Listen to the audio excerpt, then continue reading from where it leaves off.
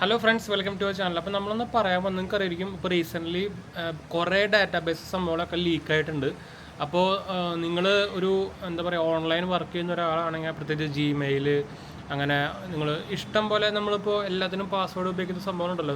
നിങ്ങൾ മെയിനായിട്ട് ഉപയോഗിക്കുന്ന സാധനങ്ങളൊക്കെ പാസ്വേഡ് ഉപയോഗിക്കുന്ന സംഭവങ്ങൾക്കൊക്കെ ആമസോൺ അക്കൗണ്ട് അങ്ങനെ മെയിനായിട്ടുള്ള ഇപ്പോൾ കുറേ പേര് ഇപ്പോൾ ഫ്രീലാൻസ് ആയിട്ട് വർക്ക് ചെയ്യുന്നുണ്ട്, ഓൺലൈൻ സംഭവങ്ങൾക്കൊക്കെ. അങ്ങനത്തെ ആൾക്കാരൊക്കെ നിങ്ങളുടെ പാസ്വേഡ് വേഗം മാറ്റാൻ മറക്കണ്ട കേട്ടോ. അത് ജിമെയിൽ ആയിക്കോട്ടെ, ഫേസ്ബുക്ക് ആയിക്കോട്ടെ, ഇൻസ്റ്റാഗ്രാം ആയിക്കോട്ടെ, അങ്ങനെ ആമസോൺ അക്കൗണ്ട് ആയിക്കോട്ടെ, ഇതിൽ എല്ലാ സംഭവത്തിലത്തെയും പാസ്വേഡ് വേഗം മാറ്റിക്കോളാം, മറക്കണ്ട. എന്ന് വെച്ചാൽ റീസെൻ്റ്ലി ഭയങ്കരമായിട്ടൊരു വലിയൊരു ഹ്യൂജ് ആയിട്ടുള്ള ഒരു ഡാറ്റ ബ്രീച്ച് വന്നിട്ടുണ്ട്. അപ്പോൾ അതിൻ്റെ വാണിംഗ് കാരണമൊക്കെ ചിലപ്പോൾ നിങ്ങൾ കണ്ടായിരിക്കും, ന്യൂസിലൊക്കെ നമ്മുടെ മലയാള ന്യൂസിലൊക്കെ നമുക്കിത് കാണിക്കുന്നുണ്ടായിരുന്നു. അപ്പോൾ എല്ലാവരും പാസ്വേഡും സംഭവങ്ങളൊക്കെ മാറ്റി വയ്ക്കാൻ മറക്കരുത് കേട്ടോ. പിന്നെ നമ്മുടെ 2 സ്റ്റെപ്പ് ഓതൻറ്റിക്കേഷൻ ഓണാക്കി വയ്ക്കാനും മറക്കരുത്. അപ്പോൾ ഞാൻ എൻ്റെ മെയിൻ അക്കൗണ്ടിലൊക്കെ നമുക്ക് 2 സ്റ്റെപ്പ് വെരിഫിക്കേഷൻ ഓണാക്കി വയ്ക്കുക. അത് മാത്രമല്ല, നമ്മൾ സെക്യൂരിറ്റിക്കും ഉപയോഗിക്കുന്നുണ്ട്. അപ്പോൾ അതൊരു എക്സ്ട്രാ ലെയർ ഓഫ് പ്രൊട്ടക്ഷൻ തന്നെയാണ് സെക്യൂരിറ്റിക്ക് എന്ന് പറയുന്ന സംഭവം. ഗൂഗിൾ അടക്കം അത് ഭയങ്കരമായിട്ട് റെക്കമെൻഡ് ചെയ്യുന്നുണ്ട്. ഗൂഗിളിൻ്റെ അടക്കം സെക്യൂരിറ്റിക്ക് ഉണ്ട്. പക്ഷേ ഇന്ത്യയിൽ അത് വാങ്ങാൻ പറ്റില്ല കേട്ടോ. എന്നാലും നമുക്ക് വേറെ സെപ്പറേറ്റ് വേറെ ബ്രാൻഡിൻ്റെ ഒക്കെ നമുക്ക് വാങ്ങാൻ പറ്റും. അത് വേറെ കാര്യം. കുറേ ഗൂഗിളിൻ്റെ ഒക്കെ പക്ഷേ അത്യാവശ്യം പ്രൈസിയാണ്. ഒരു 10,000 ഒക്കെ കൊടുത്തു കഴിഞ്ഞാൽ നമുക്ക് നോർമൽ സംഭവങ്ങളൊക്കെ കിട്ടും. പക്ഷേ നിങ്ങളുടെ ഒരു ഓൺലൈൻ എന്താ പറയുക, ഇതുപോലത്തെ അക്കൗണ്ടുകളൊക്കെ സേഫായിട്ട് വെക്കാൻ ഏറ്റവും നല്ലത്, പ്രത്യേകിച്ച് ഇൻസ്റ്റാഗ്രാം അക്കൗണ്ടൊക്കെ നിങ്ങൾ അത്യാവശ്യം നല്ലോണം പേഴ്സണൽ ഡാറ്റാസ് എന്തായാലും എല്ലാവരുടെയും ഫോട്ടോസും കാര്യങ്ങളൊക്കെ ഉണ്ടായിരിക്കുമല്ലോ. അപ്പോൾ സേഫായിട്ട് വെക്കാൻ അതുപോലെ തന്നെ സെക്യൂരിറ്റിക്ക് യൂസ് ചെയ്യായിരിക്കും നല്ലത് കേട്ടോ. ഞാൻ ഇതിന് മുമ്പ് നമ്മൾ പണ്ട് ചാനലിൽ ഇട്ടിട്ടുണ്ട് എങ്ങനെയാണ് സെക്യൂരിറ്റിക്ക് സെറ്റ് ചെയ്യുക, അത് സംഭവങ്ങളൊക്കെ അതിൻ്റെ വീഡിയോസൊക്കെ എങ്ങനെ എവിടെ നിന്നാണ് വാങ്ങിക്കുക, അതിൻ്റെ ഫുൾ ഡീറ്റെയിൽസൊക്കെ പണ്ടേ നമ്മൾ ഇട്ടിട്ടുണ്ട്. അപ്പോൾ എന്തെങ്കിലും സംശയങ്ങളിലൊക്കെ ഉണ്ടെങ്കിൽ നിങ്ങൾ കമൻറ്റ് ചെയ്താൽ മതിയിട്ടാ.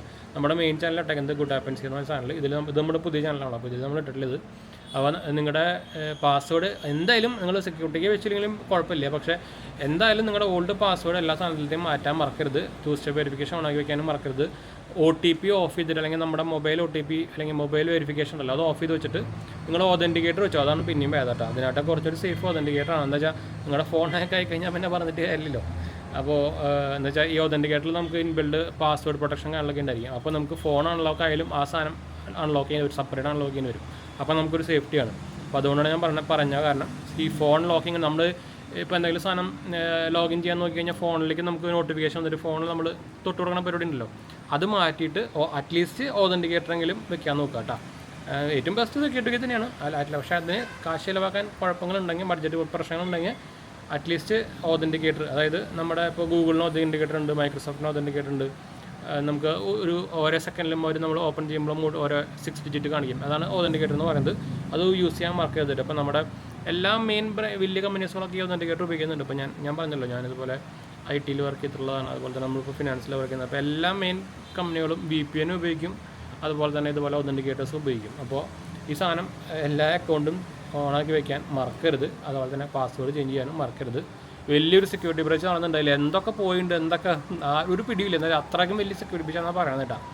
അപ്പോൾ ഈ ഒരു ന്യൂസ് കണ്ടപ്പോൾ നമുക്കിത് ഷെയർ ചെയ്യാൻ തോന്നി. അപ്പോൾ മറക്കണ്ട, എന്തെങ്കിലും സംശയങ്ങളൊക്കെ എൻ്റെ കമൻറ്റ് ചെയ്താൽ മതി. നമ്മളെല്ലാ കമൻറ്റ് പോകുന്നതാണ്. അതുപോലെ തന്നെ നമ്മുടെ 2 മെയിൻ ചാനൽസും അതിൽ പോയി കണ്ടുവെക്കുക, സബ്സ്ക്രൈബ് ചെയ്യുക, സപ്പോർട്ട് ചെയ്യുക, മനസ്സിലേക്ക് നമുക്കൊന്ന് ഷെയർ ചെയ്യാം കേട്ടോ. ഇൻസ്റ്റാഗ്രാം പേജിലുണ്ട്, നിങ്ങൾക്ക് അതിലും വേണമെങ്കിൽ മെസ്സേജ് ചെയ്യാം. പേജ് ഫോളോ ചെയ്യാൻ മതി. ഡിസ്ക്രിപ്ഷനിൽ ലിങ്കുകൾ കൊടുത്തിട്ടുണ്ട്. മറക്കണ്ട. അടുത്ത് കാണാം.